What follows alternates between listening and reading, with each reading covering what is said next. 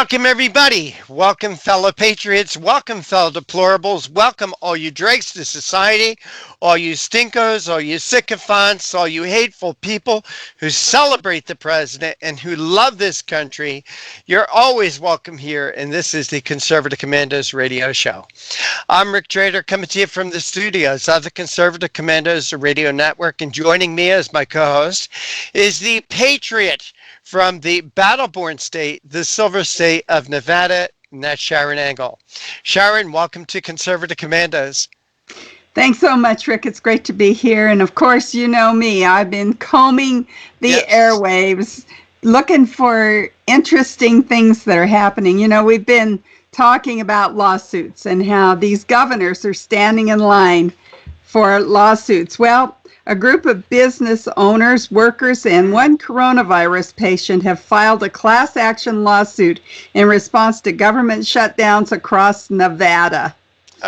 A federal complaint filed last week, the same day that Governor Steve Sisolak announced that he would allow the reopening of certain businesses. So he knew this lawsuit was coming, and all of a sudden he let go of his iron grip. But these guys, they're serious. The lawsuit was filed by attorneys in Las Vegas and Reno, includes owners of businesses and employees that have been laid off, and then also a man who was prohibited from getting a prescription for hydroxychloroquine. So they put it all in one, and they're going after him now. I thought that was great that finally we're seeing these things come out as they should. There's another interesting, we broadcast in Colorado there in a couple of places, and the Castle Rock Breakfast Restaurant now has opened, and they're saying we got to. It's the same story as the one that we had last week from El Dorado, where a lady opened her restaurant, and she had a crowd supporting her, saying, yes, you're right, open your restaurant. Well, these guys, they got a crowd too, and they're not even faking it. They said, you know, you come at your own risk, come and dine, eat in our restaurant. They're not practicing any of those social distancing things, no mask, just come and eat. And people gladly came. So I think that people have just had it. It's arbitrary. They don't know which rules to follow, who's telling them the truth. Are masks good? Are they not good? Does the social distancing help? I thought we were just trying to slow this down, not cure it. What's going on? Well, you're never going to cure it, Sharron. You know, they've never been able to cure any kind of disease. It's just muted itself out of existence. And I think that with the oncoming of summer, we'll see the same thing this summer we see every summer, the end of the cold and flu season. It's heat, it's humidity, and it's fresh air that kill off these viruses. That's what will end it. And one more thing, Sharron. I don't think we're going to see a similar situation next year, next cold and virus season, with our country shut down. Why? Because our presidential election will have already happened, and there'll be no reason.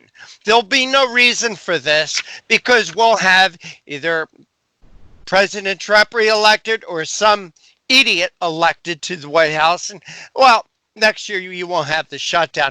But what they've done is that they have created a depression, Sharron, that I think we're going to be living with us. This depression is going to be living with us for the next 10 to 20 years. That's what it took. That's what it took to get over the last Great Depression. It took 16 years and a world war to get over the last Great Depression. This is a self-induced depression. Why? We go through a cold and flu season every year. Every year we go through one.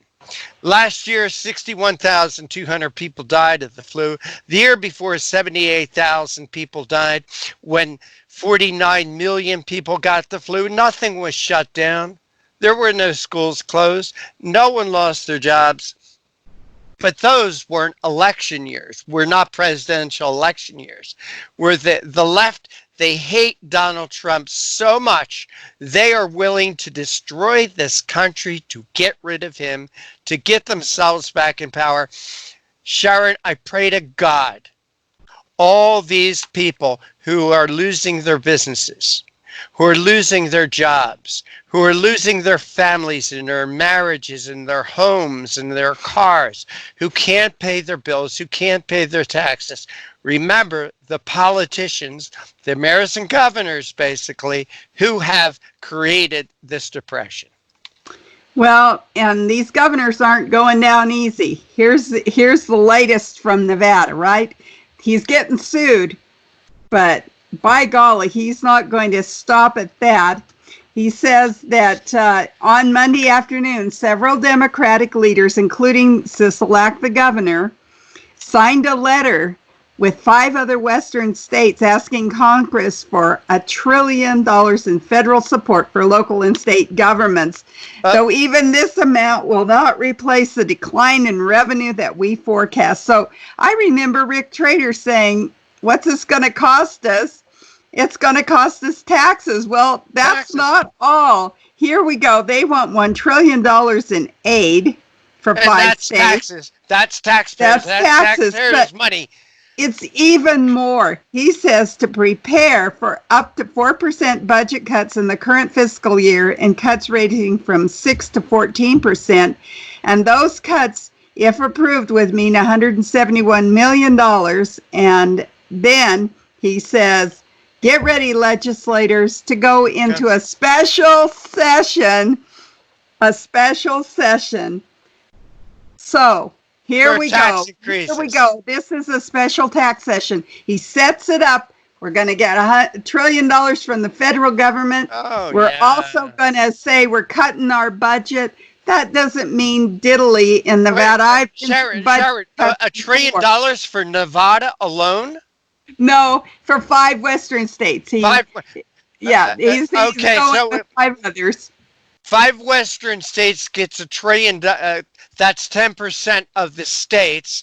So if $10 trillion, they want the federal government to come and bail out failed governments, failed states, failed administrations, like your governor, like Governor Phil Murphy, like Governor Tom Wolf, like Cuomo, like Newsom. All these failures, they want to arrest. These failures want the rest of America to bail them out. Sharron, sometimes it's no fun being right. But as you said, I said weeks ago, get ready for tax increase after tax increase. Every town, municipality, county, state, they're all going to want their piece. Sharron, let's take a break. I need to calm down.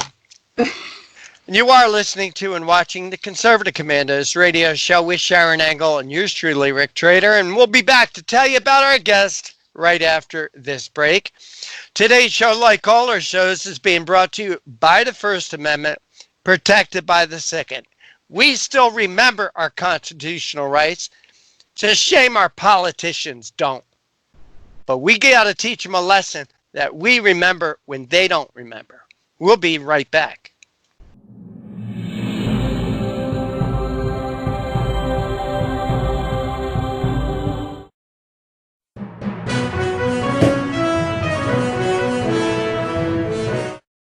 Mom, thank God you're going to be okay. So relieved.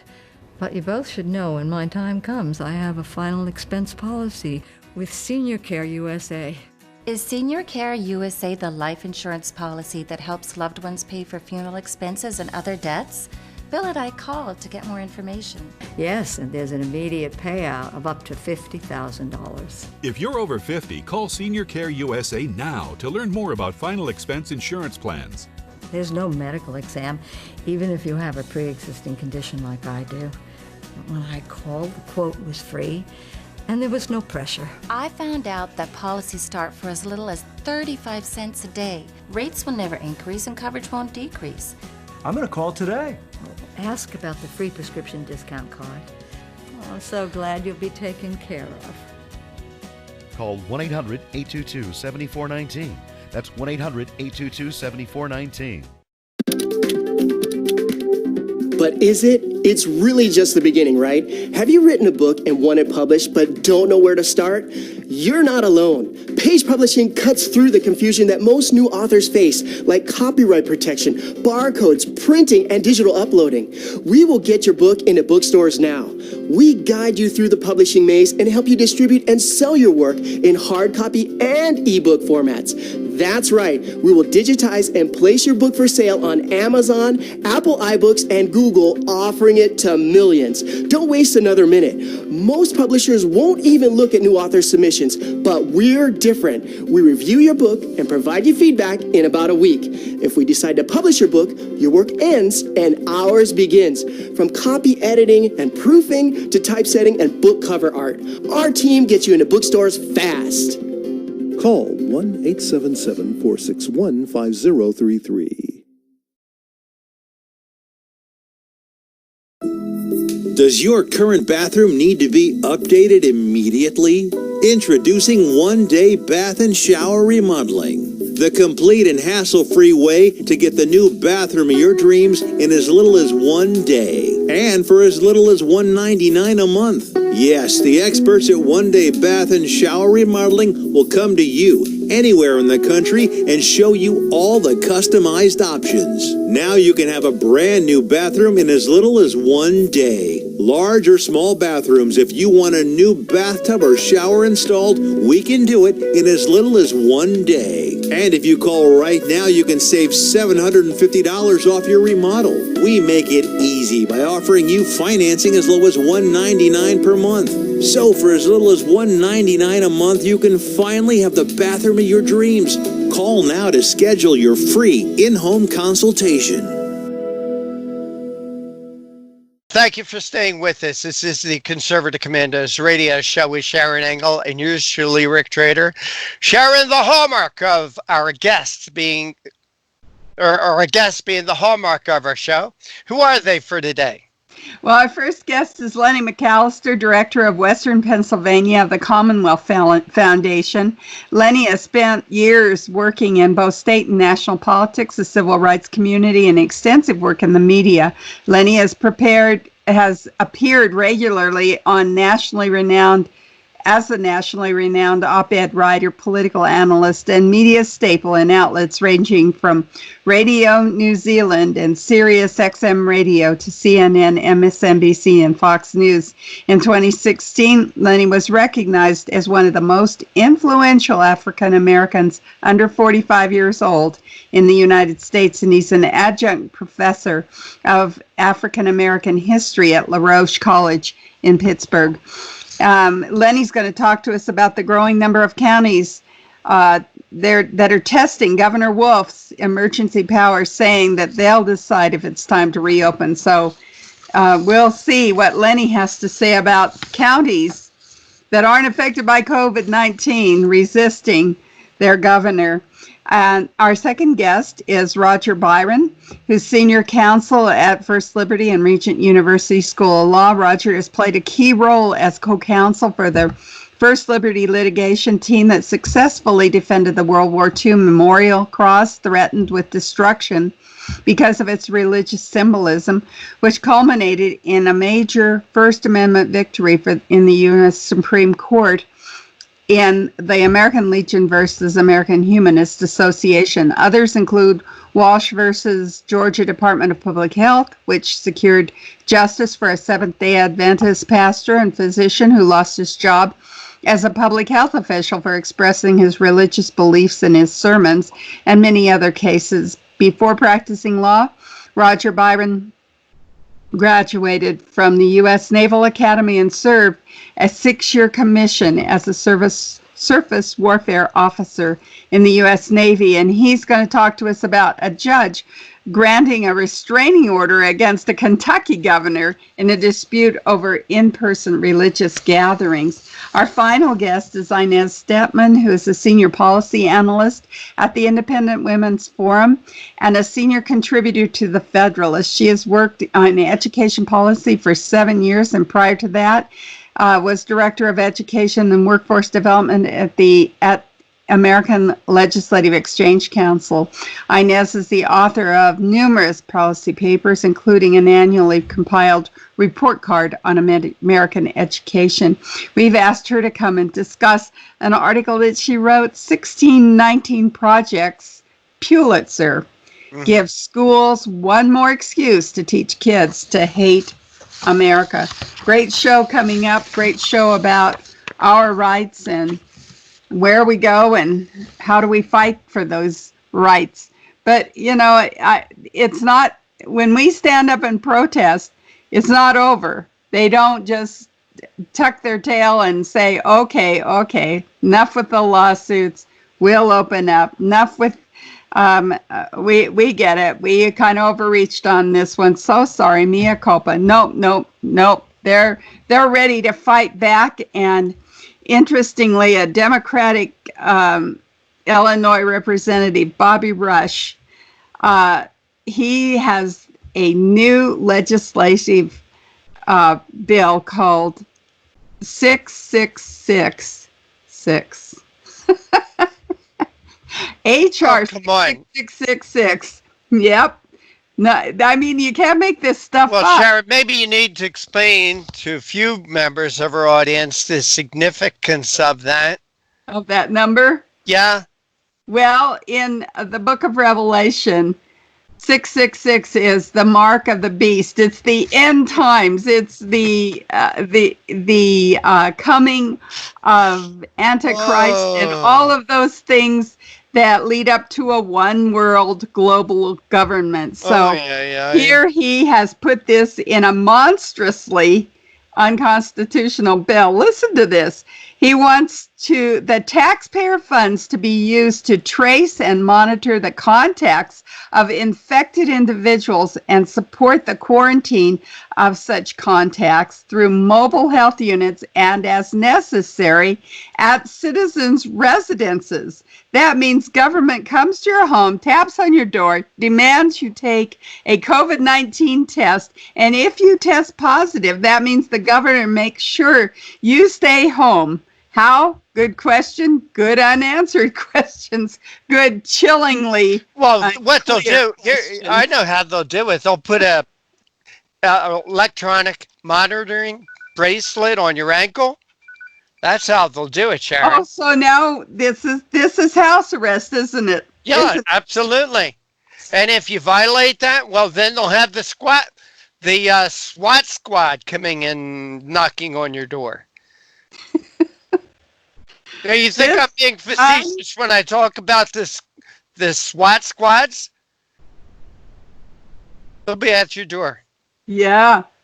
Well, and according to this article, prevention, the Centers for Disease Control and Prevention are in control of dispersing the $100 billion to local governments to carry out the COVID-19 testings, more specifically to hire, train, compensate, and pay the expenses of individuals to staff mobile health units and to knock on citizen stores and to enforce compliance with quarantining. This is the flu, people. This is the flu. It will be over by summertime. Next year, there'll be another flu season. This is all so ridiculous. This is not the bubonic plague. It's the flu. People get sick. Unfortunately, some people with compromised immune systems die. Unfortunately, that happens every year during the flu season. This is just another power grab by power-greedy politicians. It reminds me of what Henry Kissinger said. Power is the greatest aphrodisiac. These politicians are on a power trip, Sharon. Drives me nuts. Absolutely. Well, this article, if our listeners want to go to it, is by a longtime friend of the show and oftentimes guest, Cheryl Chumley. So she's right on covering this. Indeed. This message too. That it just, the beat goes on. We can't have just one little overreach. I mean, you're exactly right. It's like an aphrodisiac. They have just gone over the top and continue continue to just go for it. We can have all the protests we want. It just inspires them to more. Unbelievable. Don't forget this, ladies and gentlemen. Remember it next Election Day. Remember the whole motive for all this pain and suffering. Not just the Chinese flu, but these politicians that are using this as an excuse to erode our rights, to tear our flag and our country apart. And you are listening to and watching the Conservative Commandos radio show with Sharron Angle and yours truly, Rick Trader, coming to you from the studios of the Conservative Commandos radio network. As much as I love our longtime returning guests, we have a couple of new ones joining us today. One of them will be right on the other side. Lenny McAllister, he's the director of Western Pennsylvania of the Commonwealth Foundation, talking about growing number of counties to test Governor Wolf's emergency powers by saying it's time to reopen. Indeed it is, America. Go back to work. Go back to school. Don't go away. We'll be right back with our first guest.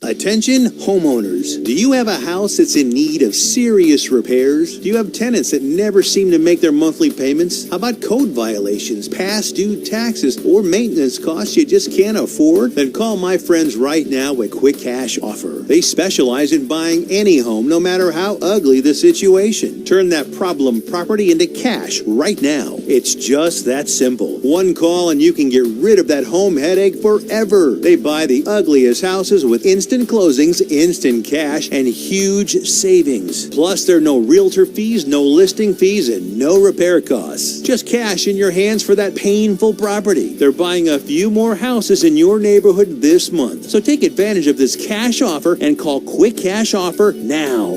855-296-8854. 855-296-8854. That's 855-296-8854. Listen carefully. If your student loan debt is overwhelming you and things seem hopeless, we've got great news. If you're still struggling with your student loan debt, there are government programs available that may actually lower your payments by consolidating your federal student loans. Just call us. We'll review your situation and work with you to consolidate your debt. In many cases, depending on your situation, we can lower your monthly payments in half or more. It doesn't matter how much you owe or how far behind you are. Even if you're in default, call us right now to find out how we can lower your payment in half immediately. You can stop the harassing phone calls and the wage garnishments. All you need to do is pick up the phone and call us right now. We can remove your default status, consolidate your federal student loans, lower your payments, and we can do it today. Stop worrying. This is a real solution that can help. So please call us right now.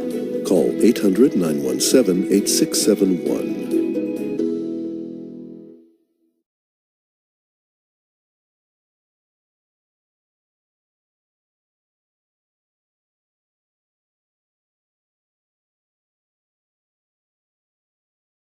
Are you over the age of 50? Want peace of mind and financial security for your family? Here's an important message to you and all seniors from the Final Expense Insurance Hotline. The average funeral costs about $7,000, even more. And the most government benefits will pay your family is only $255. That leaves your loved ones with a burden of paying your debts and funeral costs. Our plans start as low as $1 per day and will pay up to $30,000 for your funeral and other final expenses. There's no medical exam and you'll have lifetime coverage. Plus, your rates will never increase and your plan cannot be canceled regardless of your medical condition, as long as you make your premium payments. Get free information right now. Just answer a few simple questions and get approved right over the phone in just a few minutes. Call right now. Call 855-221-7334. Do you have an idea for an invention, but you don't know what to do next? How do you get in front of companies or get a patent? Call InventHelp. They've been helping inventors just like you for 35 years. And thousands of people contact them every month. With 65 offices, you can meet with an InventHelp representative near you who will keep your idea confidential and explain their invention process step by step. InventHelp has helped over 10,000 inventors get patents. And they offer 3D animations and prototyping services to help demonstrate your idea. InventHelp's exclusive databank includes over 9,000 companies who have agreed to confidentially review new ideas, like yours. Don't wonder what to do next. Take action right now and get the help you need from InventHelp. InventHelp. Call today for free information. 800-880-2937. And once again, we want to welcome you back. This is the Conservative Commandos radio show with Sharron Angle and yours truly, Rick Trader. And if you'd like to see a rebroadcast of our show or hear a rebroadcast or possibly share it with a friend, it's easy to do. Go to our website, ccrshow.com. That's ccrshow.com. We post our TV show there and our radio show.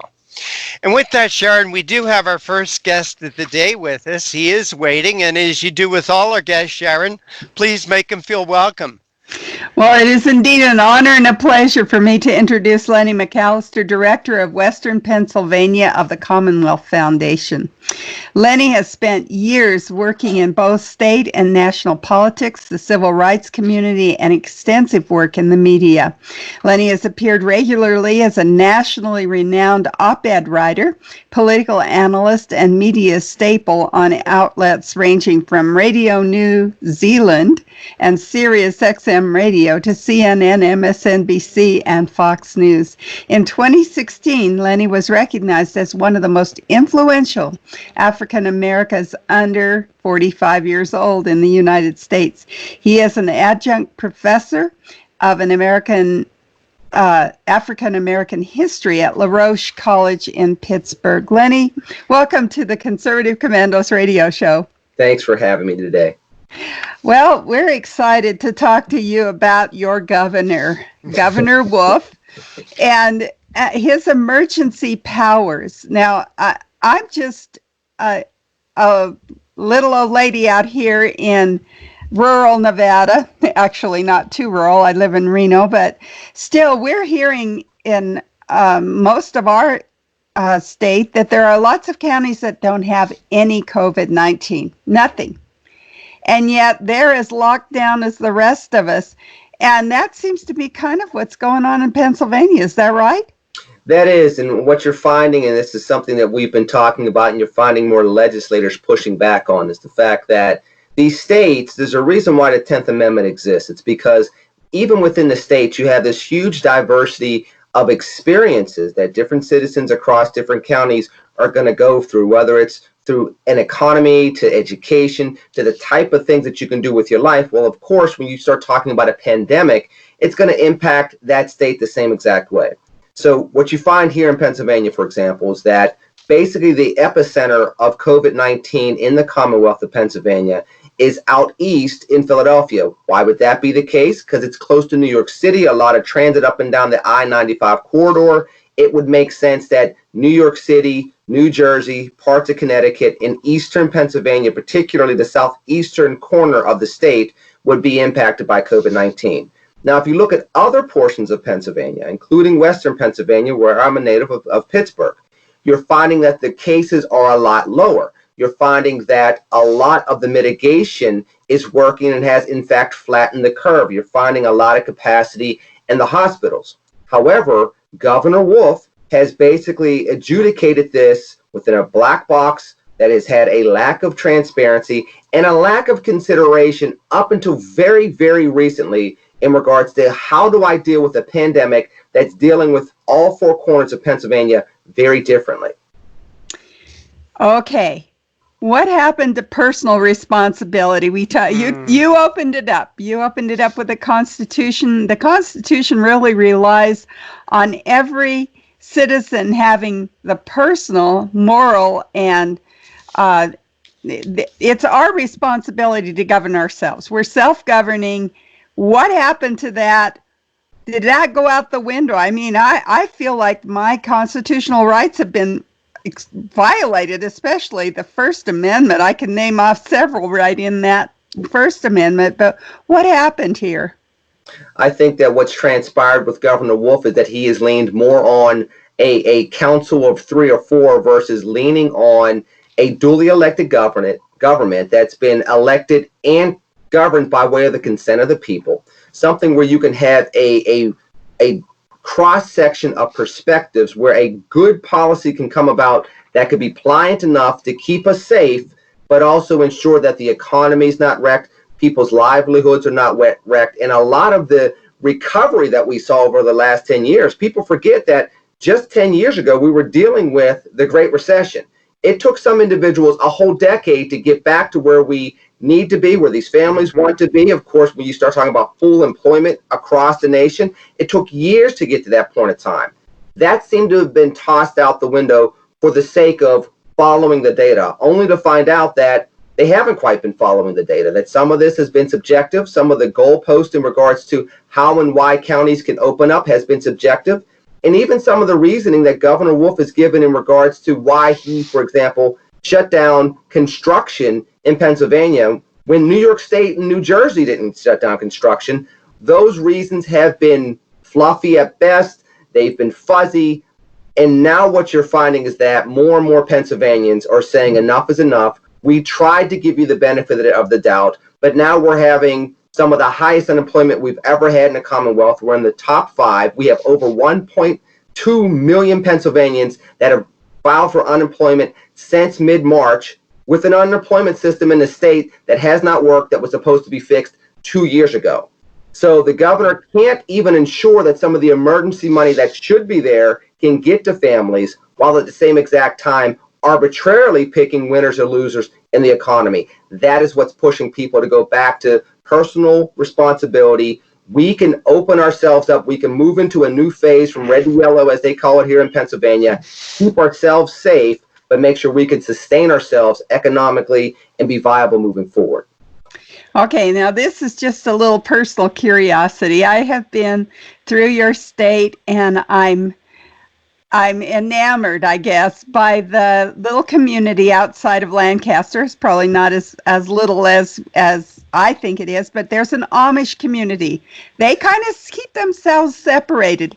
I'm wondering, how are they responding, or are they responding at all to the governor? You know, they've kind of said a long time ago, what you guys think, we don't care about. Are they running around in masks? Are they doing their social distancing? What's going on out there? Or do you even know? I'm just personally curious. Well, honestly, with a shelter in place, a lot of us that are in the western part of the state have not had an opportunity to interact with the Amish community lately.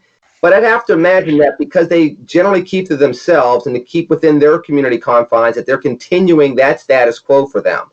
But at the same exact time, I also think that when you start talking about how all these different communities are able to be self-sustaining, there's a good model there for some of the other smaller communities in Pennsylvania, ones that are more traditional, but because they're smaller communities, they have a lot of mom and pop businesses that help sustain their small towns littered across Pennsylvania, particularly here in Western Pennsylvania and Central Pennsylvania. There's something to be said about trusting local officials to keep people safe, build trust, but also ensure that people can sustain themselves economically and move through this pandemic. There's more than just one thing that we have to consider. It's more than just the healthcare. We have to make sure that our society can be stabilized as quickly as possible and move forward from there. Okay, so the emergency order was for us to delay or flatten the curve. Now it seems like it's gone into a whole different dimension of we got to cure this thing, we got to wait for a vaccine. This disconnects for me. How about you? What do you think about that? Well, I think that's exactly where a lot of the frustration's happening across the country, including here in the Commonwealth, where the initial goal was to flatten the curve, to make sure that hospitals were not overburdened with all these COVID-19 cases coming in all at once, to make sure that we had the resources necessary to save as many lives as possible. But what we're finding throughout Pennsylvania is that over 60 to 65%, actually it's over 65% of all deaths that have transpired as a result of COVID-19 have transpired in nursing homes. Mm-hmm. What we're finding is that the curve has been flattened in the vast majority of counties here in the Commonwealth. And if you look at some of the data, the deaths and the new cases have been going down for quite some time. But that's where, Sharon, the goalposts have been moved. For example, here in Allegheny County, where Pittsburgh is the seat of the county. You've been seeing that data go in the right direction, but as the first wave of counties in Pennsylvania was moved from red status to yellow status, Allegheny County was not moved in there. Now, when the health director here, Dr. Levine, was asked why that was the case, the reason was given population density, a reason that was brand new as of that press conference. What you're finding from local county leaders is that the goalposts continuously are moved, or there are parameters that are put out there in mere hours, not giving those leaders an opportunity to talk to statewide leaders or to put provisions in place in order to keep their people safe. And as a result, they have found their businesses shut down, they have found their commerce shut down, and they are now finding a threat to their overall way of life moving forward as a result of some hasty decisions and a lack of communication and transparency. We've been talking with our guest, Lenny McAllister, who is director of Western Pennsylvania of Commonwealth Foundation. He's been talking to us about the growing number of counties that are decidedly testing Governor Wolf's emergency powers to keep them from reopening. We are coming to you from the Conservative Commandos Radio Network studios and around the world on the internet with TalkStream Live, iHeartRadio, TuneIn, Net Talk America, and AM/FM 24/7. We can also be seen on TV and our AUN TV network there in Northern California. I'm Sharron Angle here with my co-host, Rick Trader, and we'll be right back with Lenny McAllister after these messages.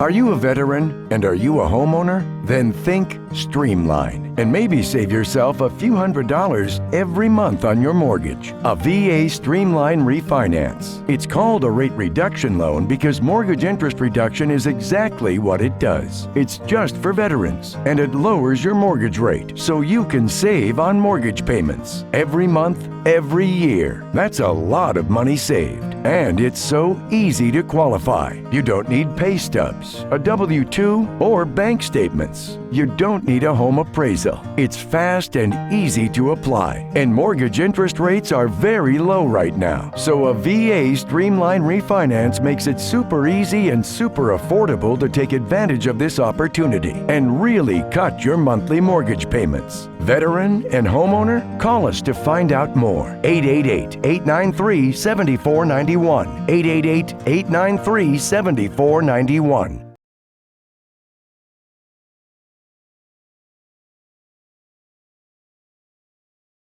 Do you have an idea for an invention, but you don't know what to do next? How do you get in front of companies or get a patent? Call InventHelp. They've been helping inventors just like you for 35 years. And thousands of people contact them every month. With 65 offices, you can meet with an InventHelp representative near you who will keep your idea confidential and explain their invention process step by step. InventHelp has helped over 10,000 inventors get patents. And they offer 3D animations and prototyping services to help demonstrate your idea. InventHelp's exclusive databank includes over 9,000 companies who have agreed to confidentially review new ideas, like yours. Don't wonder what to do next. Take action right now and get the help you need from InventHelp. InventHelp. Call today for free information. 800-880-2937. That's 800-880-2937 now. Is your credit card debt driving you batty? We're going up! Just like your credit card fees and interest rates. To the top! With those sky-high payments! You can't forget about your debt. Always fear! The debt suckers are here! Are your payments sucking the life out of you? Just one call to Consolidated Credit can get the debt suckers off your back. Consolidated Credit will lower your interest rates, consolidate your bills into one easy payment, and get you out of debt fast. Call Consolidated Credit and get your life back. Call 1-800-201-8213. 1-800-201-8213. That's 1-800-201-8213. 1-800-201-8213. When debt is the problem, Consolidated Credit is the solution. Because debt sucks! Attention Viagra and Cialis users. Are prescription drugstore prices too costly? Get 50 generic pills for only $99. That's right, 50 100 milligram generic Viagra for only $99. Our products have the same active ingredients as the brand name products. Money back guaranteed if you're 100% not satisfied. Get 50 generic pills for only $99. Order now and call the number on your screen. Have your credit card ready. And once again, we want to welcome you back. This is the Conservative Commandos radio show with Sharron Angle and yours truly, Rick Trader. And as I love to do, I want to give a shout out to folks who are listening to us on radio stations in Jacksonville, Tampa, and the Villages, Florida, Las Vegas and Reno, Macon, Georgia, Lancaster and Pittsburgh in Pennsylvania, Boulder in Colorado Springs, Milwaukee, Wisconsin, Long Beach, California, and now in Arlington, Virginia, Washington, D.C., as well as seen on the AUN television network.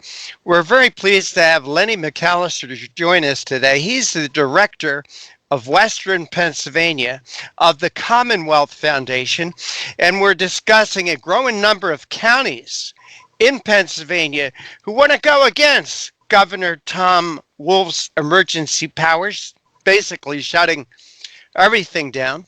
Lenny, thank you for holding through that break. We really do appreciate your time. Thank you for having me. Lenny, I want to get a little bit of foolishness out of the way first. Do you think that Governor Wolf's lockdown order had anything to do with the fact that, well, probably the Pirates and Phillies will not have a very good year this year, and let's cut their schedule and avoid a lot of misery? I would say that if that were the case, that Western Pennsylvania would have been locked down for the last 20 years by and large. So that is definitely not a truism. It's a rumor. It's painful, but it's just a rumor. Well, Lenny, getting down to the serious stuff now, you and Sharron were talking, you said something very interesting about trusting local government officials. And that's what's happening here in these 6 counties. Is it not that the leaders of these 6 counties, the political leaders, are saying, this is hurting us too much. This is hurting our people, our businesses, our families, our way of life. And Governor Wolf has got it wrong there. It's just what we're seeing. There's a lot of misperceptions that need to be addressed with this, Rick. Number one, I think people think that these counties just want to go from where they are now to what the world was like, let's say, at the end of January. That's not the case. They want to move basically from red to yellow status, which is basically saying we're going to reopen the economy in our regions. We're going to do social distancing. We're going to look at everything that we need to do in regards to taking the proper precautions. We're going to, for example, look at the CDC guidelines, try to apply those, make sure that our consumers are safe, our employees are safe, but we can also have a business. I think that when people look at this, they also have to look at this as not a political pushback, but a reaction to a lack of transparency that's been there because of the actions of Governor Wolf. For example, SB 613 was passed in order to get more Pennsylvania businesses back online by way of following CDC guidelines and some of the things that have been out there federally. Governor Wolf vetoed it. The General Assembly, both chambers, passed a bill in a unanimous manner asking for the open records law to be reinstituted so that people can see how and why business waivers have been granted so that some businesses can be open and some businesses have not been opened.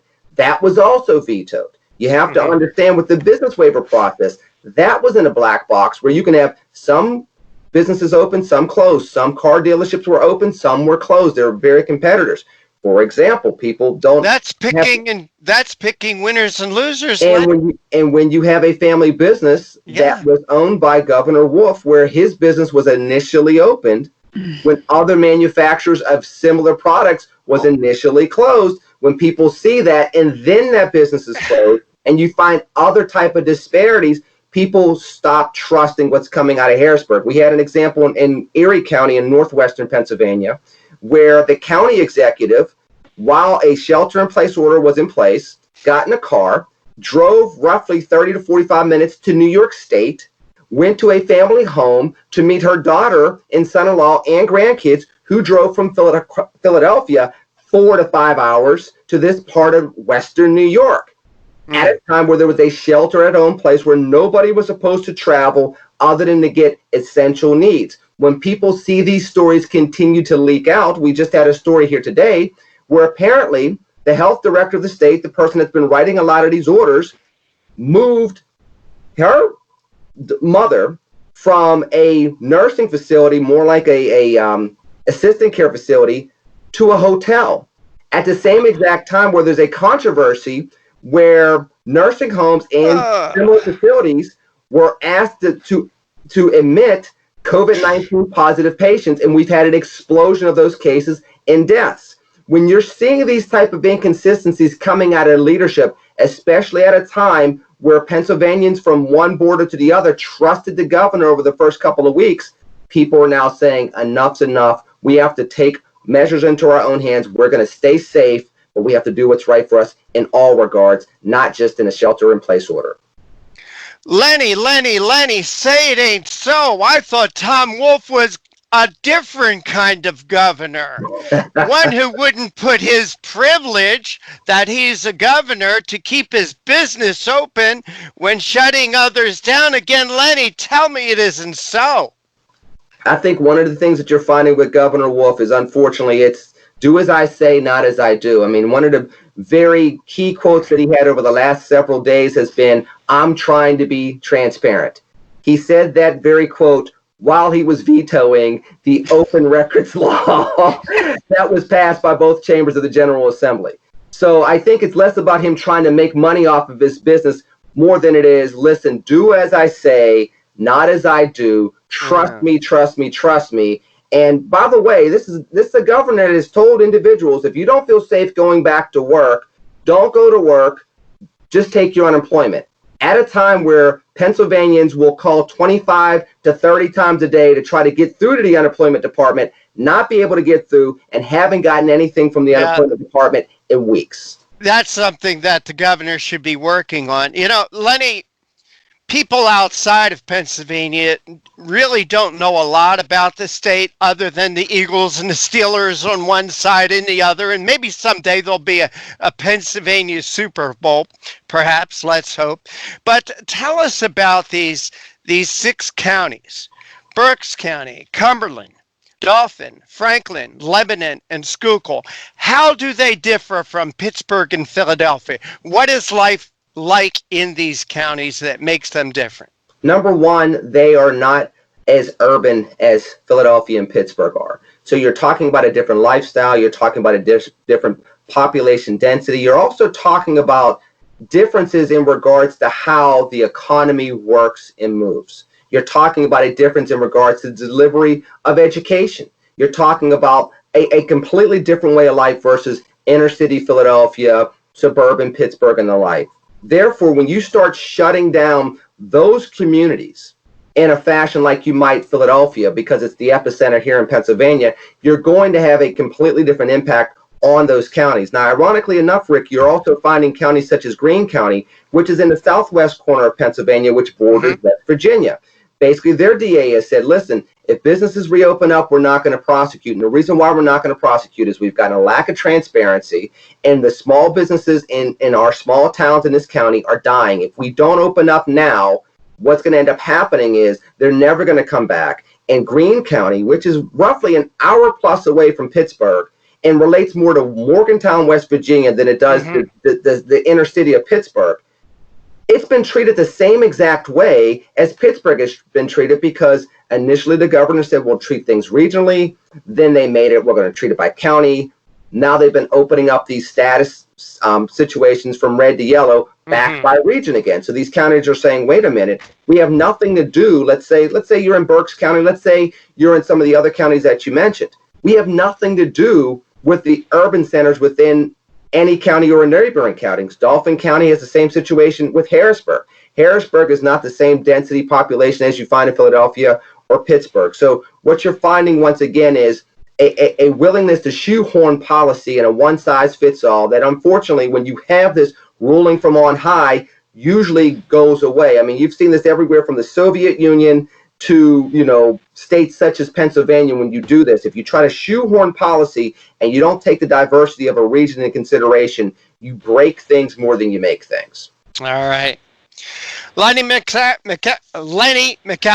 Director of Western Pennsylvania of the Commonwealth Foundation. Lenny, we want to thank you so much for joining us here on the Conservative Commandos radio show. Before you go, please tell our audience how they could follow you and your work and the work of the Commonwealth Foundation. Well, first of all, Rick and Sharon, thank you very much for having me. I would encourage anybody to go visit www.commonwealthfoundation.org. That's commonwealthfoundation.org. You can also go on Twitter and follow our organization at Liberty, the number 4 PA. That would be Liberty, the number 4 PA. We take a lot of pride in continuously pursuing public policy that's going to prosper many Pennsylvanians and trickle across the United States of America. We pride ourselves on writing America's next chapter here in the Keystone State. And speaking of Pennsylvania, the area that Sharon mentioned, the Amish country, if anyone's not been there, it's one of the most beautiful places on earth. Absolutely. Lenny McAllister, again, thank you so much for joining us. Let's hope someday to have an all-Pennsylvania Super Bowl. Well, you and I will put a little bet on that one, buddy. We can do some smiley face cookies or we can do some permani sandwiches. All right, sounds good to me. Lenny McAllister, thank you so much for joining us. Take care and God bless. God bless you both. Thank you. And this is the Conservative Commandos radio show with Sharron Angle and yours truly, Rick Trader. On the other side, we're going to have Roger Byron. He's a senior counsel at First Liberty. Join us talking about a little bit breaking news. A judge has granted a restraining order against the Kentucky governor over the right of people to go to church. Don't go away. Another important topic right after this break.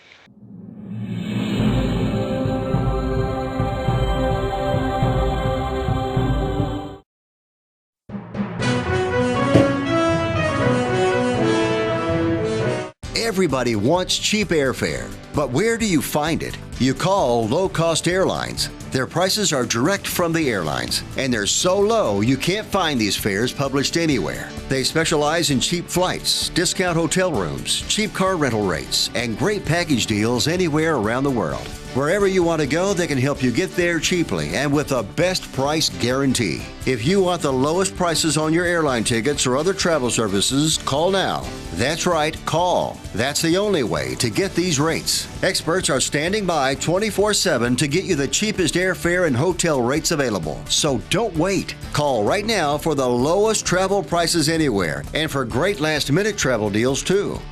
Call 888-431-0562. That's 888-431-0562.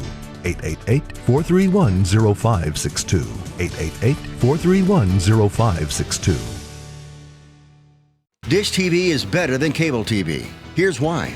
Dish has the nation's lowest TV price, along with an award-winning DVR that can skip commercials, record 8 shows at once, and get access to thousands of movies at your fingertips. Cable simply can't even compare. So the smart choice is to cut the cable and get Dish. Plus, you get all these great TV features, free HD DVR upgrade, free installation, and free movie channels. Say goodbye to cable and get more with Dish TV. 877-290-7764, 877-290-7764. As an added bonus, you can switch to Dish now and receive a $50 Visa gift card. So call now and get Dish TV. Call 877-290-7764, 877-290-7764. That's 877-290-7764. Limited time offer, 24-month commitment and credit qualification required. Cancellation fee, monthly equipment fees, and other restrictions apply. Promotion can change at any time. Friend, do you remember when it felt good to withdraw your cash from the bank to expand a business, go on vacation, or buy a new car? Well, today, withdrawing your own cash has become a very risky business, according to The Secret War, a shocking new research report. I just read it. And folks, I was amazed to learn why banks are now required to spy on us for the government and then report any suspicious or unusual behavior. I suggest you get The Secret War free. Just call the number on the screen, no charge, from the folks at Swiss America. And get this, did you know simply spending cash today may be enough to have you branded as a potential criminal? That's right. The new war on cash is really a war against all freedom-loving Americans. The Secret War is yours free, so call the number on the screen and you can tell them Pat Boone gave you the number. And once again, we want to welcome you back. This is the Conservative Commandos radio show with Sharron Angle and yours truly, Rick Trader. For rebroadcast, check out our website, CCRShow.com. With that, Sharron, we do have our next guest with us, and the honor of the introduction's all yours. Well, it is an honor to introduce Roger Byron, Senior Counsel at First Liberty and Regent University School of Law.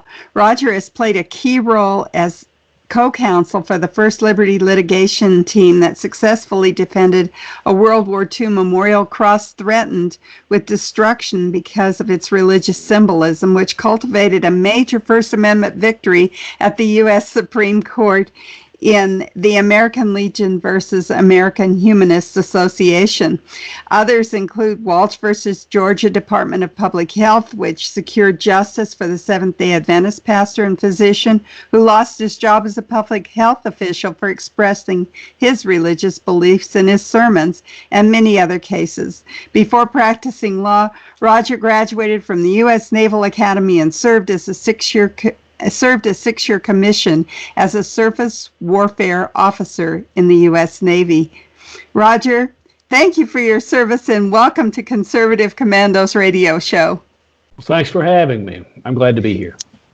We're so grateful to have you here to discuss religious freedom, which we have in our First Amendment, but it's looking like we don't have a First Amendment anymore for those of us out here trying to figure out when we're going to have our next church service. There's a judge in Kentucky, though, that says the governor is out of line, way over off base. And he has made this decision. I thought it was interesting what the judge said. He said, if social distancing is good enough for Home Depot and Kroger, it's good enough for in-person religious services, which, unlike the foregoing, benefit from constitutional protection. What about that? I know, we see gun stores, they've kind of lawyered up. Are churches going to lawyer up more? Well, I'll say that you expressed some concern about the First Amendment. The First Amendment is alive and well.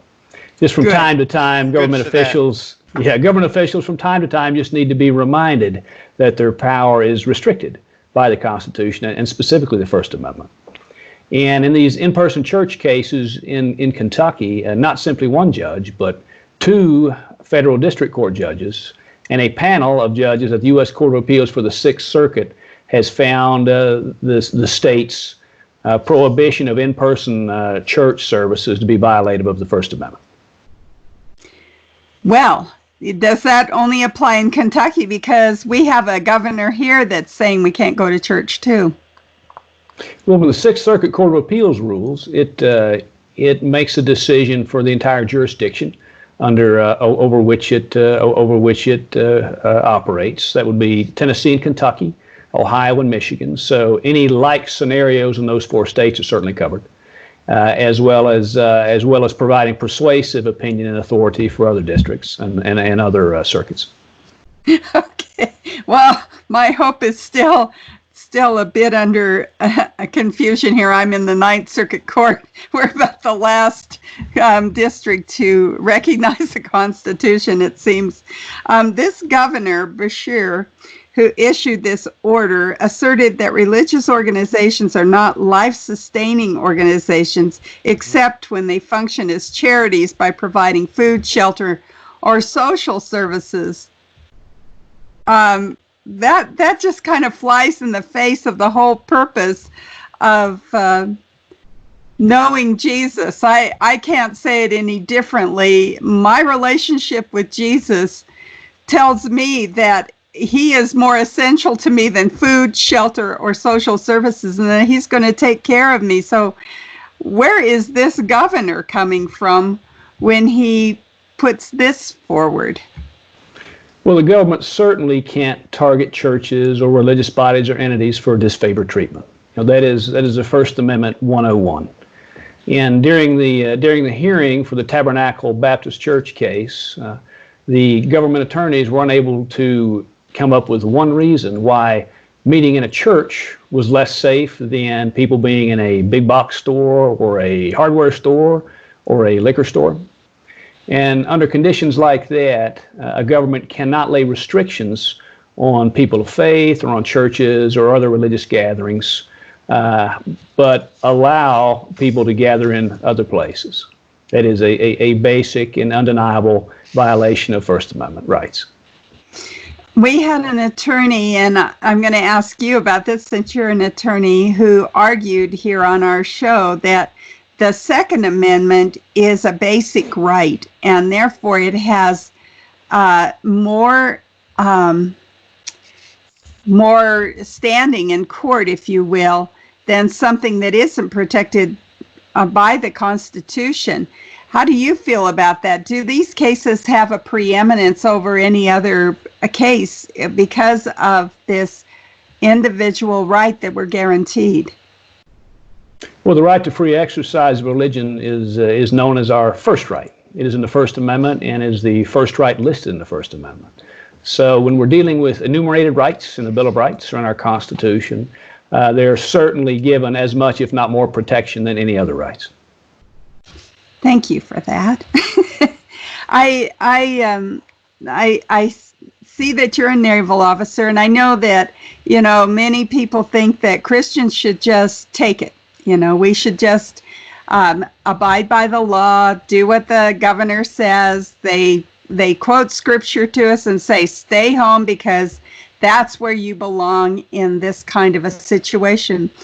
But, as a surface warfare officer, how would that have flown for you? I mean, it sounds like conscientious objector stuff to me when we say, no, you can't go to church, you shouldn't protest your governor's decisions.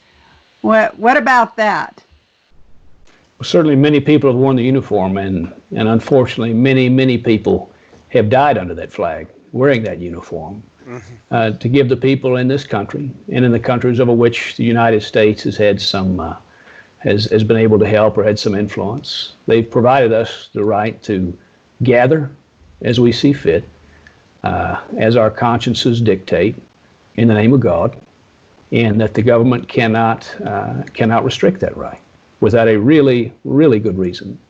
And there is no good reason the government was able to provide here for restricting that. Not one single reason was the state able to provide to describe or explain in any way how meeting in a church is somehow less safe than meeting anyplace else. Well, and I think that's what we've been contending all along, is that if we're a self-governing people, now I want you to take this a little step farther. Where does our personal responsibility for governing ourselves come in? Well, Tabernacle Baptist Church is certainly committed to adhering to the CDC's guidelines, the social distancing guidelines and hygiene guidelines. It's certainly it's moved around its sanctuary so that family groups, households are seated at least 6 feet apart. It's encouraging everyone to wear masks, encouraging really good hygiene, and providing hand sanitizer for everyone to use. And it's ensuring that its facilities are clean and that surfaces that may be touched quite a bit are cleaned more often. So churches that are meeting in person now should be following the CDC's guidelines and should be taking a turn from Tabernacle Baptist, which is both serving its people by providing them a place to come and worship God and also keeping them safe and well while doing so. Well, it seems pretty arbitrary, too, what we're supposed to be doing in this time, because my big box store, my Home Depot, doesn't provide me hand sanitizer, doesn't provide a mask for me, I do have to step on a blue dot that says stay 6 feet away from the other guy in line in front of you, but these rules seem to be kind of arbitrarily applied. Possibly, but we're presuming here the governor was acting in good faith and was doing what he thought was necessary to keep the people of Kentucky safe.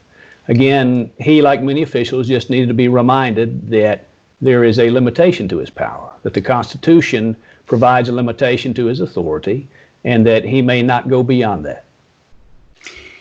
Okay, so back to my little civil disobedience question. I know that many Christians have died serving their country and have signed up to do just exactly what you have done, which is defend our rights. When is it appropriate for us to say to our government, enough is enough? Well, I think that depends on the particular situation. Certainly, as is a situation here, where there is zero evidence that being in a church on a Sunday morning is somehow less safe than being in a big box office store or a liquor store or a hardware store. When a church has the sincerely held religious conviction, such as Tabernacle Baptist, that it's to meet again in person and that it's time to begin meeting again in person, that is certainly a good time to draw the line in the sand and say, Mr. Governor, I think you've gone a little too far here, and we're going to follow the appropriate routes to ensure this is done lawfully and defend our rights. Well, we've been talking with our guest, Roger Byron, who's senior counsel at First Liberty and Regent University School of Law, about a case where the judge grants a restraining order against the Kentucky governor in a dispute over in-person religious gatherings. I'm Sharron Angle. I'm here with my co-host, Rick Trader. We are coming to you from the Conservative Commandos Radio Network studios and around the world on the internet with TalkStream Live, iHeartRadio, TuneIn, NetTalk America, and AM/FM 24/7. And now you can watch us on the AUN TV network in Northern California. We'll be right back after these messages.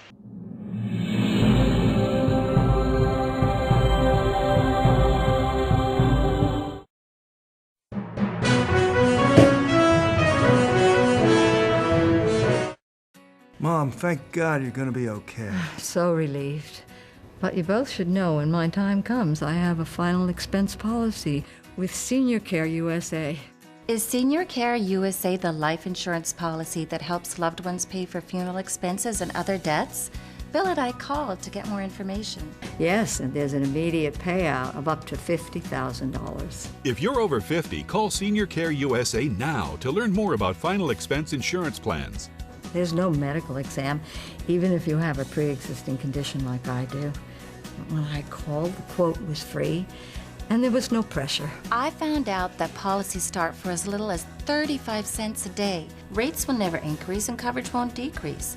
I'm going to call today. Ask about the free prescription discount card. Oh, I'm so glad you'll be taken care of. Call 1-800-822-7419. That's 1-800-822-7419. But is it? It's really just the beginning, right? Have you written a book and want it published but don't know where to start?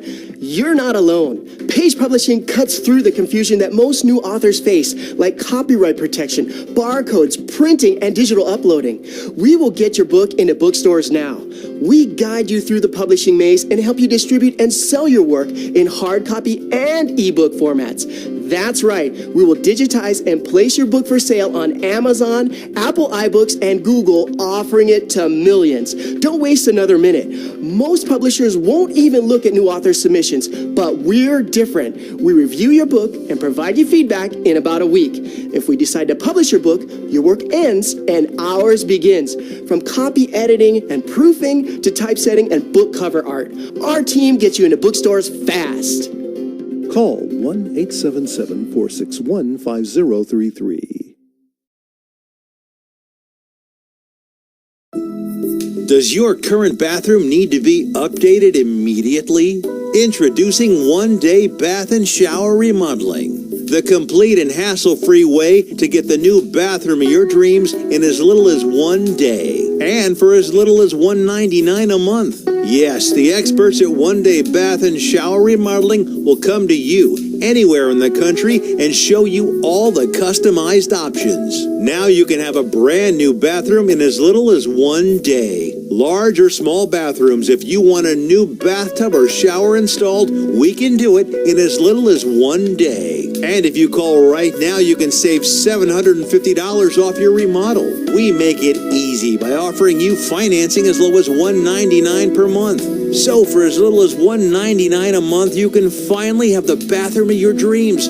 Call now to schedule your free in-home consultation. And once again, we want to welcome you back. This is the Conservative Commandos radio show with Sharron Angle and yours truly, Rick Trader. And once again, I want to give a shout out to folks who listen to us on radio stations in Jacksonville, Tampa and the Villages, Florida, Las Vegas and Reno, Macon, Georgia, Lancaster and Pittsburgh, Boulder and Colorado Springs, Milwaukee, Wisconsin, Long Beach, California, Arlington, Virginia, Washington, D.C., as well as on the AUN television network.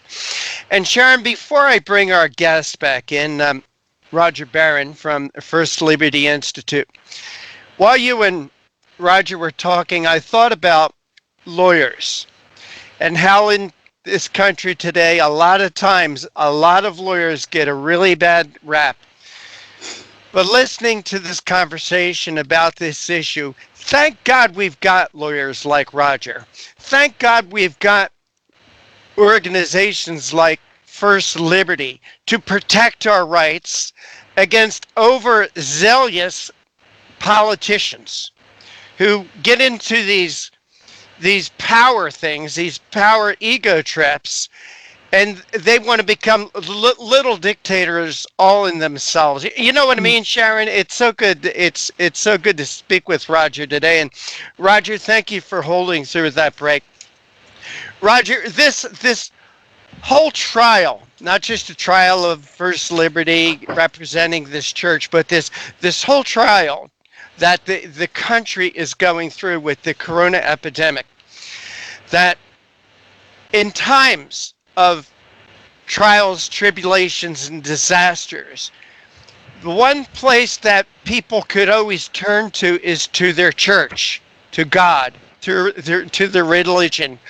This is a very unique situation in the history of the world, where, or at least of this country, where that's being stopped. And I just find the irony to that to be amazing. And then you got governors like Beshear down in Kentucky, also Governor Phil Murphy of New Jersey, when he asked about infringing upon First and Second Amendment rights, he himself was saying, well, that's above my pay grade. And I just wanted to get your reaction to Governor Phil Murphy saying it's above his pay grade to consider the First and Second Amendment rights granted by our Constitution. Well, it's certainly above his pay grade to violate those rights. And, that's what we're dealing with here. When you have churches gathering in a sanctuary and adhering to the CDC's guidelines, the social distancing, and then the hygiene guidelines, and there is not a shred of evidence that people being in a church sanctuary is less safe than people being in a big box store like Walmart or in a Kroger or in a hardware store and a liquor store, then it is unlawful for a government to ban those in-person church services. Again, that is a textbook violation of the First Amendment. Well, actually, I'm reading an article right here, and I want to quote a very wise man, or read what a very wise man said, referring to the judge. The judge recognized that Governor Beshear's order unlawfully prohibits religious worship and violates the First Amendment. You said that, Roger. You said that. But other than putting politicians like this governor back into their place, other than protecting people's rights, allowing them to express their religious beliefs and share those beliefs with others in their congregation, in their church, are there any other ramifications that can be, are there any other ways to hold these politicians in place other than the election, next year election, or the next election in Kentucky?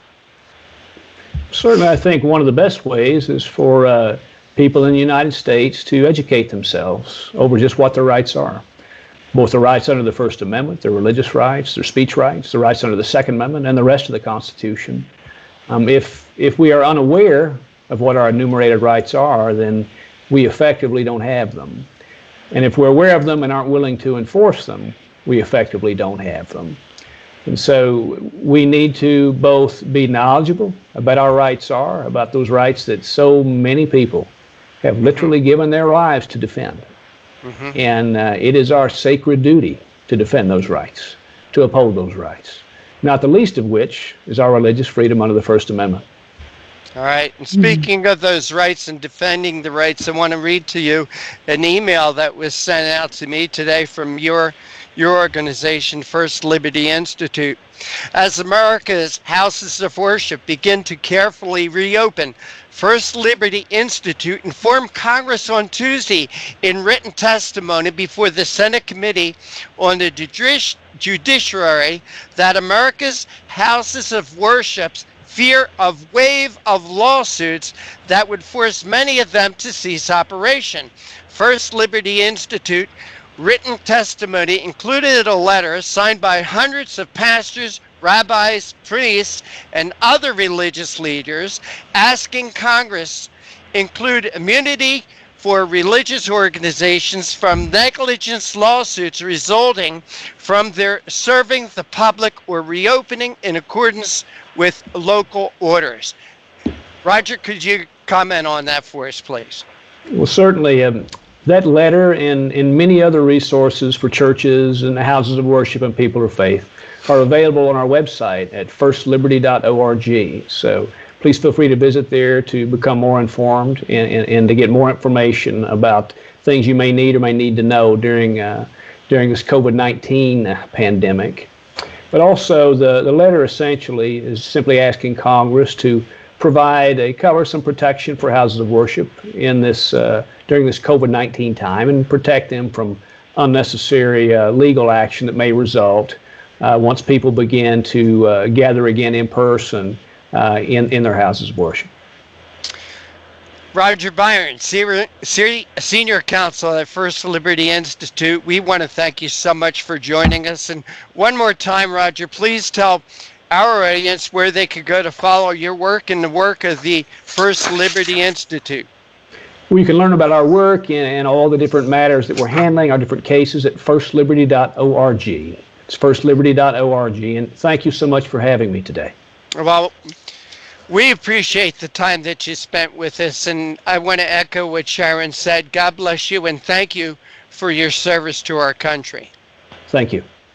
And you are listening to and watching the Conservative Commandos radio show with Trader Angle and yours truly, Rick Trader. On the other side, we're going to be speaking with Inez Stepman. She's a senior policy analyst at the Independent Women's Forum. She's written an article that's very alarming. The 1619 Project's Pulitzer Prize gives schools one more excuse to teach kids to hate America. And we'll be back to talk about that right after this break.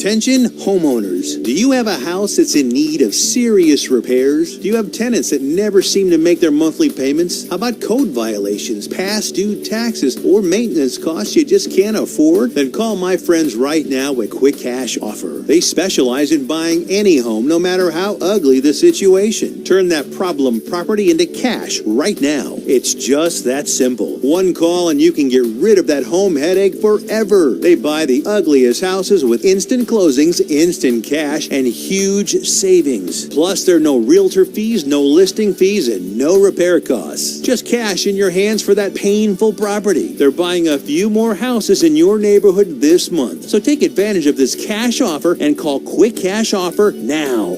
855-296-8854. 855-296-8854. That's 855-296-8854. Listen carefully. If your student loan debt is overwhelming you and things seem hopeless, we've got great news. If you're still struggling with your student loan debt, there are government programs available that may actually lower your payments by consolidating your federal student loans. Just call us.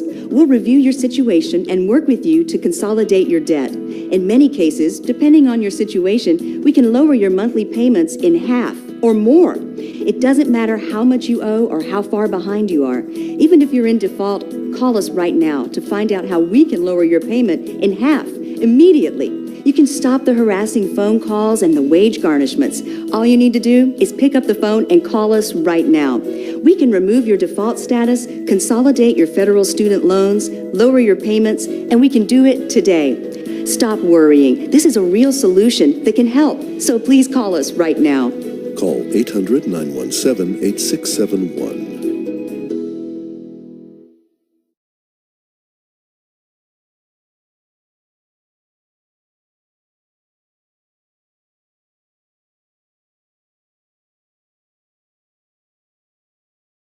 Are you over the age of 50? Want peace of mind and financial security for your family?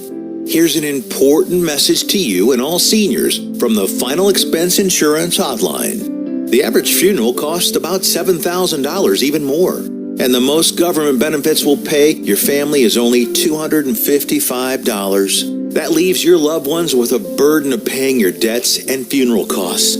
Our plans start as low as $1 per day and will pay up to $30,000 for your funeral and other final expenses.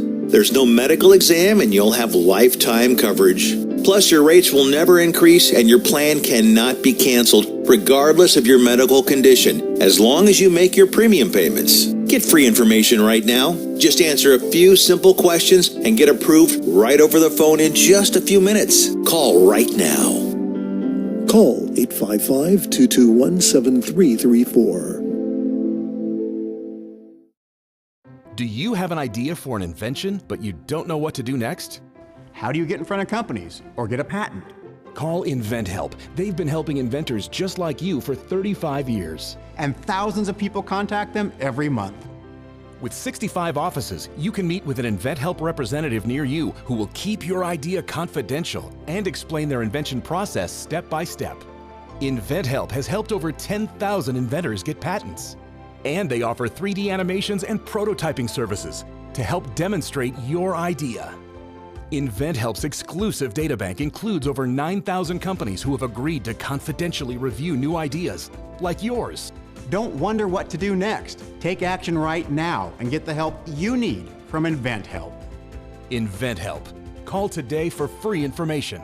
800-880-2937. That's 800-880-2937 now. And once again, we want to thank you for staying with us. This is the Conservative Commandos radio show with Sharron Angle and yours truly, Rick Trader. And for a rebroadcast of our show, or maybe you want to share with a friend, check out our website, ccrshow.com. That's ccrshow.com. You'll find our radio show there as well as our TV show. And with that, Sharron, we have our next guest with us. She joins us from some of our dear friends at the Independent Women's Forum. And Sharron, please make that introduction. It's a pleasure to introduce Inez Stepman, who is the Senior Policy Analyst at the Independent Women's Forum and a senior contributor to the Federalist. She has worked in education policy for 7 years, and prior to joining IWF was the Director of Education and Workforce Development at the American Legislative Exchange Council.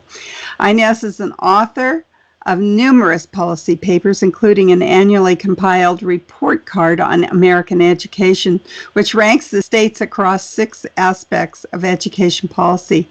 Her thoughts on education policy have been published in numerous outlets such as the Washington Examiner, Orange County Register, The Hill, and others, and she frequently testifies as an expert in state legislatures across the country. Inez, welcome back to the Conservative Commandos radio show. Thanks for having me. Well, you've written an article, 1619 Projects Pulitzer gives schools one more excuse to teach kids to hate America. That's pretty provocative. 1619 Projects. What is that, first of all? The 1619 Project, I apologize if you can hear the sirens. We're all working under interesting conditions here. But the 1619 Project was a series of essays published by the New York Times a good several months ago. And recently the Pulitzer Prize decided to award that project, and particularly its leading essay. Unfortunately, the crux of the project, underlying the crux of the project, were a number of really deep historical errors that were recognized by historians from the whole political spectrum, right? Actually, some of the strongest critiques of it came from historian Gordon Wood, who's himself definitely a member of the left, and he was publishing on a socialist website those critiques, and that, of course, they've come from the right as well. But underlying that project is this concept that America and the system of our Constitution, the Declaration of Independence, all of what we think of as the founding of this country, was actually rested on the cornerstone of slavery. It wasn't that slavery was a great sin that has been practiced by virtually every single human civilization until just about that time. A little, half a century, give or take. And so it raises that horrible stain of slavery that we absolutely should grapple as a country, and it places it at the cornerstone of our founding, and then proceeds to basically say America was never great. And unfortunately, that curriculum is now in use at about 3,500 schools. There's at least one school using it in every single state in the country. And yes, I mean, it's a provocative headline, and authors often don't write the headlines, but I think in this case it's true. We are, in our public schools, often teaching, we're not teaching the good things about America, we're not teaching the remarkable things about this country, and we're leaving students with a misleading impression of only the country's black marks. So yes, I think that does interfere with their ability to be proud, patriotic Americans. Okay. One of the things that jumped out in your article at me is that it is Common Core compliant curricular method, that it's included in this Common Core curriculum. What would parents look for if they're looking for this curriculum within the school that their child is going to? What would they go specifically to object to? Is it a book, or is it a paper, or what is it? How is it getting into the schools? What's the format? So these are assignments. So the Pulitzer Center had previously put out these assignments, and they reference various Common Core standards when they're doing so. So the standards are at a much higher sort of level of generality. They don't specifically prescribe the 1619 Project. But they've designed these materials so that it's easy for schools in states that are using the Common Core to slot it into their curriculum. So they've referenced particular standards that these assignments about the 1619 Project fulfill.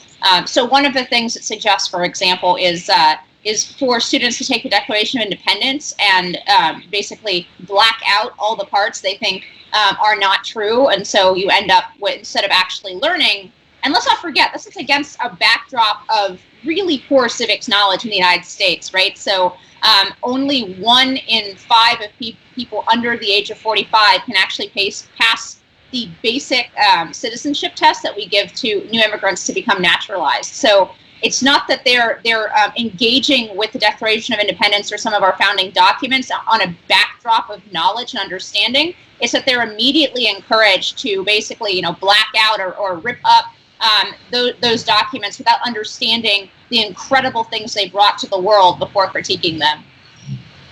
Well, and it seems as if what this 1619 Project's goal is to teach that America is a country of racism. Is that kind of where we're going? I mean, that is the project's aim, is to, they want to argue that America is not only that there has been racism in America, as there has been in every human civilization since the beginning of time, but that fundamental inequality or racism or even human bondage is at the center of what America is and what our founding was, and that we can't become great or fair or just until we move away from the principles of the founding. So that, I think, is the critique of the 1619 Project. As I said, it was blasted for historical accuracy all across the political spectrum. For example, it made the claim that the American Revolution was actually fought to preserve slavery. There's not a shred of historical evidence that was the case. But again, there's so many inaccuracies in this project it can't even be listed, but that's the problem, right? It's now already being taught as fact across the country, and I think that's really pernicious. And in fact, I think the only solution to that, because as I think you alluded to, it's so difficult oftentimes for parents to actually get a hold of what their kids are learning in school, and then certainly to actually change what their kids are learning in school. I think the only real solution here is to empower parents with choice, empower them to exit the school system, or at least to have the leverage to exit the school system with some of the funds that have been earmarked for their child. Well, I know we used to have to memorize the preamble to the Constitution, and also some of the things that are in the Declaration. I can remember when in the course of human events, and it proceeds to tell us that when one nation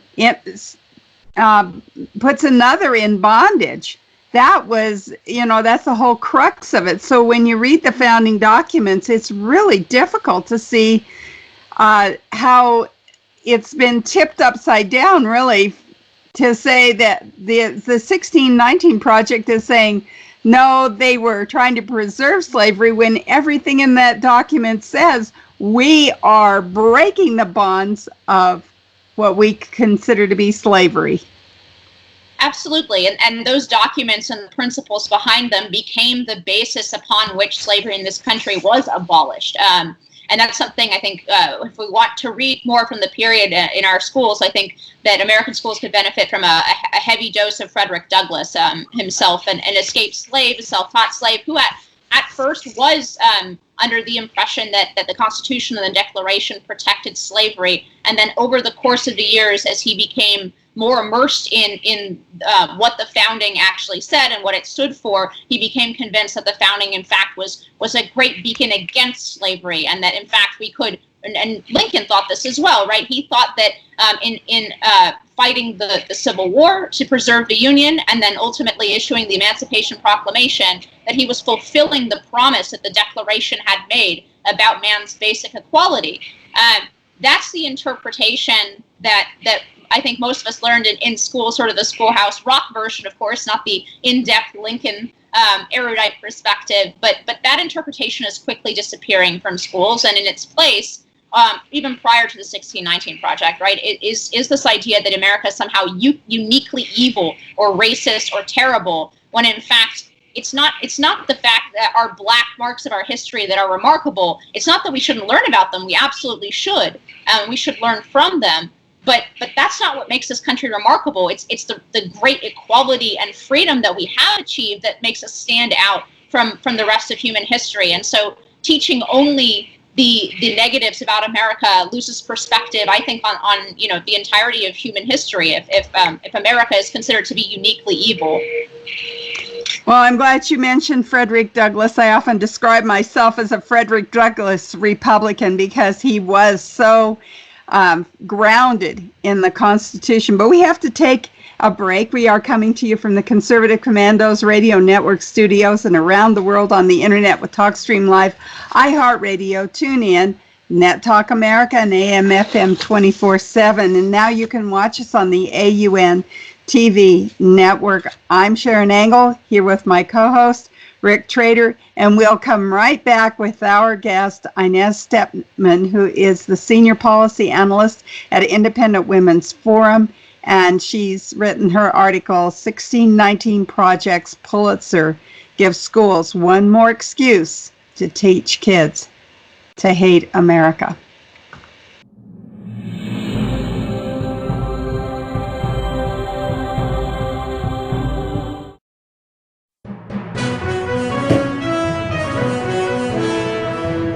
Are you a veteran and are you a homeowner? Then think Streamline and maybe save yourself a few $100s every month on your mortgage. A VA Streamline Refinance. It's called a rate reduction loan because mortgage interest reduction is exactly what it does. It's just for veterans and it lowers your mortgage rate so you can save on mortgage payments every month, every year. That's a lot of money saved. And it's so easy to qualify. You don't need pay stubs, a W-2, or bank statements. You don't need a home appraisal. It's fast and easy to apply. And mortgage interest rates are very low right now. So a VA Streamline Refinance makes it super easy and super affordable to take advantage of this opportunity and really cut your monthly mortgage payments. Veteran and homeowner? Call us to find out more. 888-893-7491. 888-893-7491.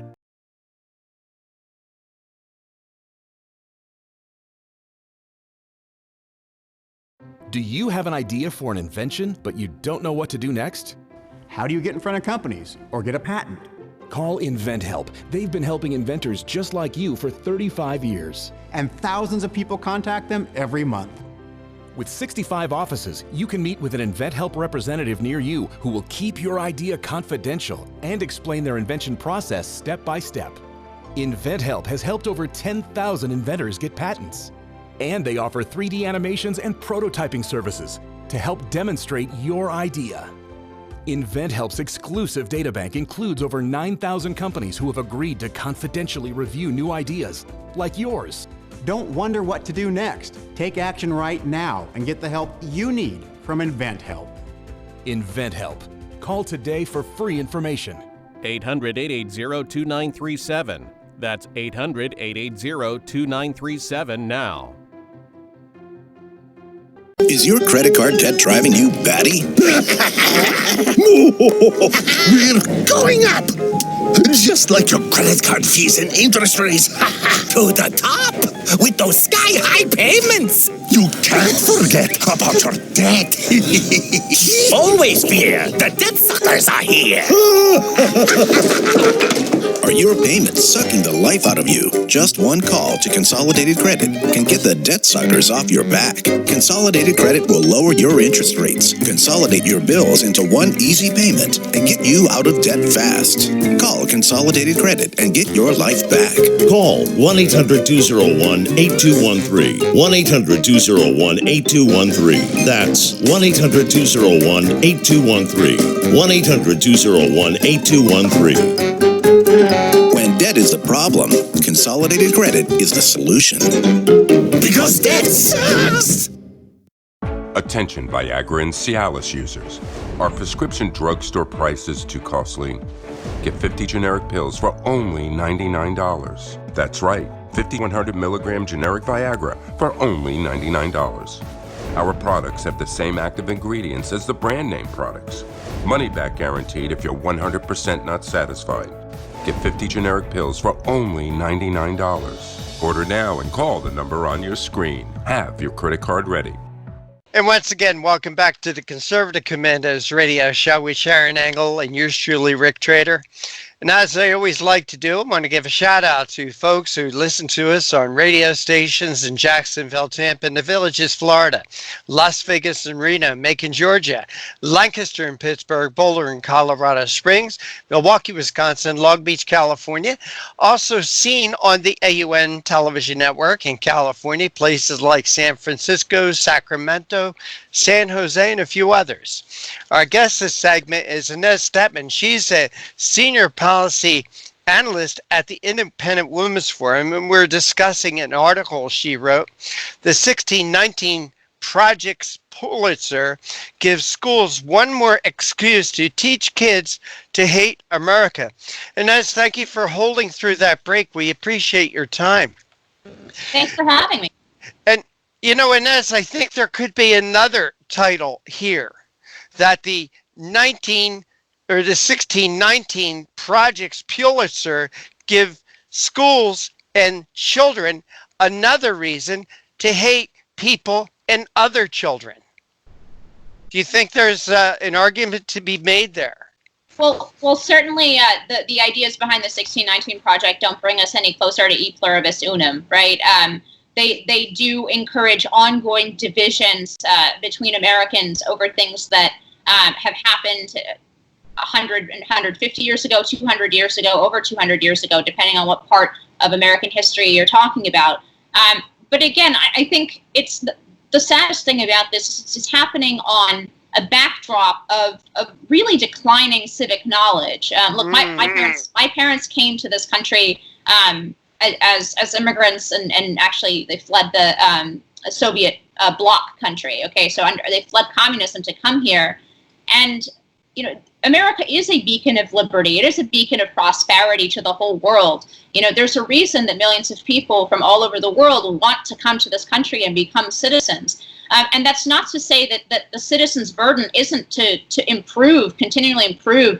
Certainly there are many things I know as conservatives we would like to change now about the country in which we live, but we cannot forget the backdrop that is the amazing liberty and prosperity that America has offered to its citizens for decade after decade. And so I just think the perspective on this project is one of grievance rather than gratitude. We should be grateful for the amazing privileges that we all enjoy. I know that the left likes to talk about, you know, white privilege or male privilege or whatever other kind of privilege. The reality is that we're all privileged to live in this country.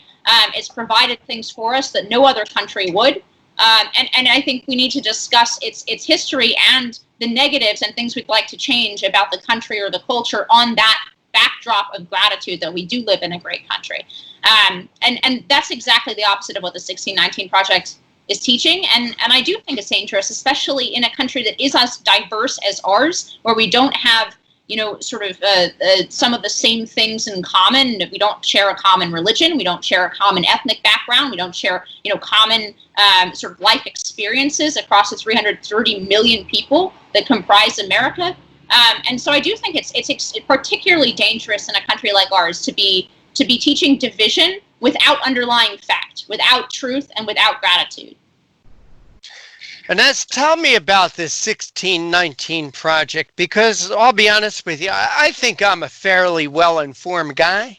You know, I talk with people like you all the time, great guests here on Conservative Commandos, but until this Pulitzer, I never heard of this 1619 Project. Where did they come from, and what the heck are they trying to do? So, as I mentioned, it comes from the New York Times. It was a series of essays that was published. It got quite a lot of press at the time, but then it was quickly bumped out of the news by the impeachment and by the Ukraine phone call. So it came out just a couple weeks before that Ukraine phone call thing got into the news, and I think for that reason it got swamped. But for a while, it appeared that this was going to be the Democratic Party's pitch in 2020, and in fact, most of the candidates were asked questions about it, and almost all of them praised the 1619 Project as a step forward for this country. And as I said, the Pulitzer Committee, first the Pulitzer Center actually created that curriculum that schools are using. That was just immediately after the project. And then now it's blessed this project with its highest honor. And that, again, on a backdrop of retractions, of factual inaccuracies, and historical critique not just from the right, who you would expect would critique this project, and as I do, on the basis of, I think that the spirit behind it is wrong, right? But it was also critiqued on the basis of pure fact by historians across the political spectrum with every type of credential imaginable. There's very little historical support for what this basically is a series of opinion columns that's now being taught as fact to thousands of students in America. And that's, again, I just want to reiterate, that's why school choice is so important. I think that conservatives need to pay more attention to what's happening in the public schools, and we need to give parents leverage and tools, not just to be able to pull their kids out of the system. If that's what they want, then that's great.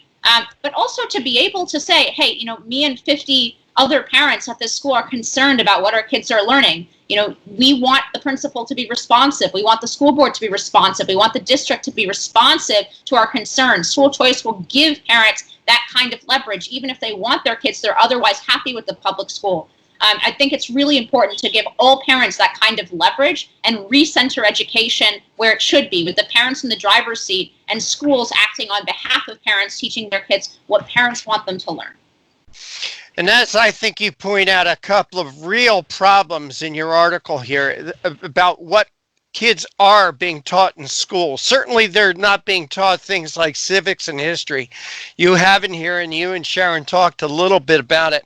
Only 1/4 of our 8th graders score proficiency on the National Assessment of Education Progress, often known as the nation's report card civics exam. Just 19% of those under the age of 45 can pass a straightforward test on the basics of American governance. That's a shame. That's a real shame. So they want to pump this kind of garbage into them, but they don't want to teach them real things. And when I read this, Inez, it made me wonder if parents really know or understand. Parents are busy today. Many of them, both mother and father, have jobs. I wonder if they really know or understand what their kids are being taught and what they're not being taught today. Well, it's interesting you bring that up, because that's what one of the hopes I have, even though this period is awful and nobody would ever, you know, want the schools to close down in the ways that they have in response to the coronavirus, in response to this pandemic. But I do hope that this will give an opportunity for parents to actually look at what their kids are learning at home. I think that that's a healthy and positive thing for the society to do, to make sure that parents are actually looking at what their kids are learning in school. Because oftentimes it's actually much harder than you would think it is to get a hold of a lot of those materials. In fact, in some states, you have to come to the school physically on a particular day during particular hours to actually look through the curriculum, right? So it's not easily available online. It's not easily accessible for a lot of parents. And oftentimes parents only run into these issues when they get, for example, a strange question from their kids, and that's the first chance they actually understand that what their kids are learning might be very, very different from what they're teaching them at home or around the dinner table. And so I hope that this period, even though it has so many negatives about it, that one small upside might be the fact that because kids are doing their schoolwork at home with their parents' help, it might help recenter parents, because we've gotten away from, this is an old American idea. This country has always recognized that parents are at the heart of their children's education. That's why, for example, we support homeschooling in this country, and all 50 states have made it legal to homeschool. That's different from many countries in Europe. In Germany, it's not allowed to homeschool, for example. So we've always had this understanding that the parent is ultimately in charge of their child's education. But we've slipped away from that over the decades, right? We've slipped away culturally from the idea that parents should be in charge, and we've put more of the experts in charge, right? We've put districts in charge. We've put people with master's degrees in teachings in charge, state legislatures, right? We've put everybody except the family, except the parent, in charge of the kid's education. And whether that kid is educated at home or in a private school, in a charter school, in a public school, right? Parents still, in all situations, ultimately, they have both the blessing and the responsibility for their child's education. And so I hope that this period will kind of recenter that principle in the way that we think about education. Well, instead of good things being taught, I think there's a lot of misguided things being taught. I wanted to touch on one more thing quickly because we got to run real fast, but I think it's very important that we talk about something you wrote in here.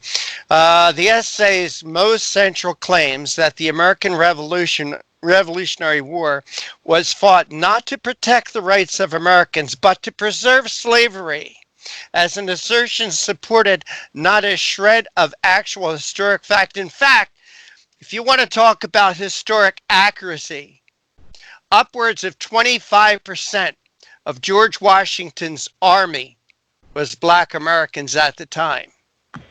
So I think that flies in the face of this argument that it was fought to protect slavery. And as you think I'm off base there? I mean, there isn't any supporting fact for the idea that the revolution was fought to preserve slavery. It's actually one of these really interesting parts of history that never somehow gets examined in our current day. I think because it kind of runs afoul of the Marxist idea of the directional of history, right? We're just on a march into progress endlessly. And things that come before could never be better than things that are now, and now is worse than the future, right? That's the sort of premise underlying, the Hegelian premise underlying Marxist interpretation of history. But that's a little difficult to square with our founding, because in fact, during the founding generation, almost everybody at that convention, with very few exceptions, recognized slavery as the great evil that it was, right? I can remember Thomas Jefferson saying that slavery was like holding a wolf by the ears. You're damned if you do, and you're damned if you ever let go. So he warned us about the perils of it. They dealt with, they had disagreements on how quickly to abolish slavery, how to go about abolishing slavery. Some of them had long generational plans to abolish it. Some of them had payouts. But everybody agreed that it was a bad thing, that slavery was an evil institution, and that it had to be abolished eventually in America. By the time you get to the 1830s and 40s, you have a change, right? You have people who are, for the first time, in 1837, right, John Calhoun goes to the Senate and he makes what's called a positive good speech. That's the first time that in American public discourse, anyone had come out and said, no, slavery is a good thing. We shouldn't be looking to abolish it. We should be looking to expand it. So it's hard, I think, for the modern left to understand that actually in 1790, most people understood that slavery was an evil institution, and they had varying proposals of how to get rid of it, and none of them thought that it was compatible with the Declaration of Independence. You fast forward 50 years, 60 years, and you're getting arguments that no, in fact, slavery is a good thing. So that it's not just that the further you go back in time, the more out of step or bad ideas you get, right? That's a kind of simplistic take on history. Well, and when you look at the dates of 1619, basically the founding of the New World, it took 150 years from that point to the point where the United States was founded. It only took us roughly 87 years to end slavery after that. Inez Stepman, we want to thank you so much for joining us here on the Conservative Commandos radio show. Please tell our audience how they could follow your work, the work of the Independent Women's Forum, and also to read your articles. And you can find everything IWF related, including my work and the work of my fabulous colleagues, at iwf.org. You can also look for us. We're frequently around on radio programs and TV programs like this one. And you can also find my columns in particular. You can find them at thefederalist.com. Inez Stepman, again, thank you so much for joining us. Take care and God bless. Thank you, you too. And this is the Conservative Commandos radio show with Sharron Angle and yours truly, Rick Trader. Don't go away. Sharron and I will be back with more right after this break.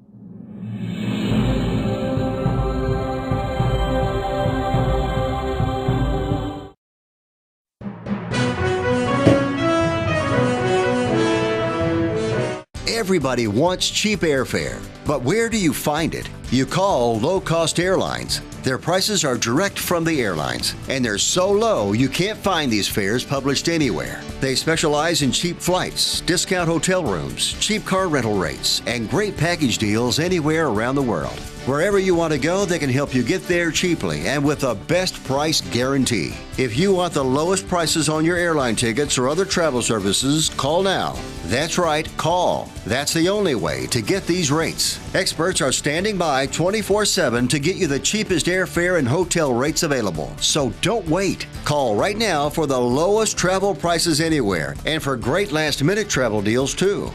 Call 888-431-0562. That's 888-431-0562.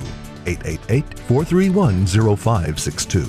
888-431-0562. Dish TV is better than cable TV. Here's why.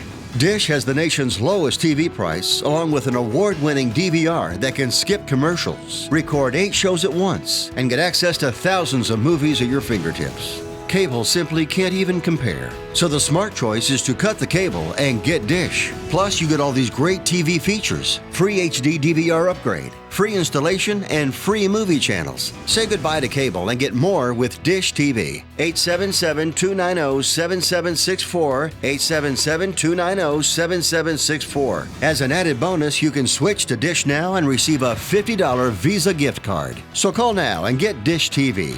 Call 877-290-7764, 877-290-7764. That's 877-290-7764. Limited time offer, 24-month commitment and credit qualification required. Cancellation fee, monthly equipment fees, and other restrictions apply. Promotion can change at any time.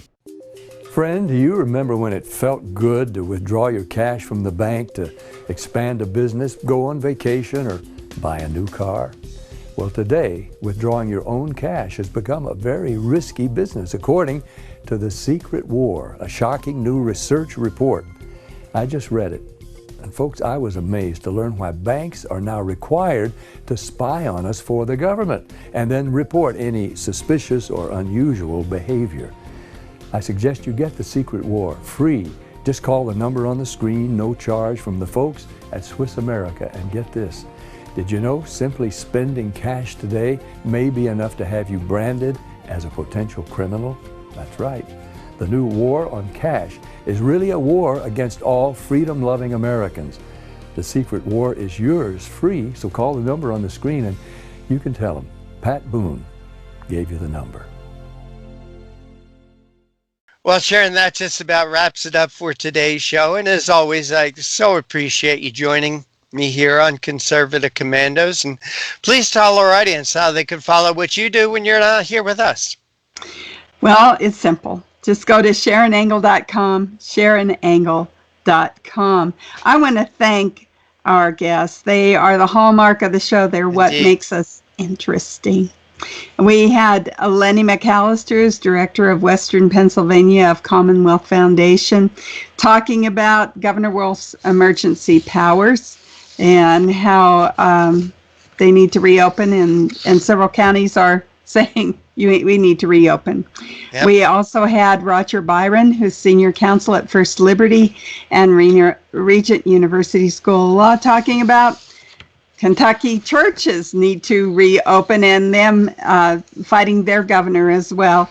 And finally, we had Inez Stepman, senior policy analyst at the Independent Women's Forum, talking about how the Pulitzer Prize was given to 1619 Project, who is historically inaccurate, and they're spreading hate in our schools. It is just unconscionable what's going on. But we want to thank you, guests, so much for being here on Conservative Commandos. Yeah, the 1619 Project, they seem to be happier dividing us than bringing us together.